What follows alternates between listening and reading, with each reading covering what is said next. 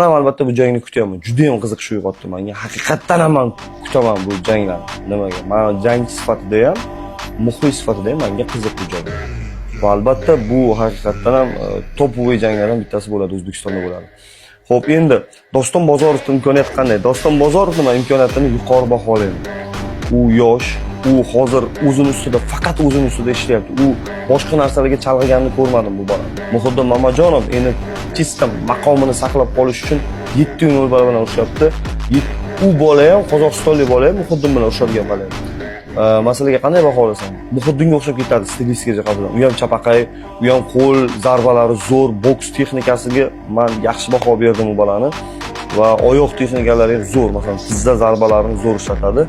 Zarbani qanchalik ko'tarishiga endi bu yog'iga baho beramiz. Chunki Muhiddin zarbani chiroyli beradi va Fazliddin Muhiddinning zarbalariga dosh bera olganligi sababli ham yenga oldi Muhiddin. Agar dosh bera olmaganida yutqizgan bo'lardi.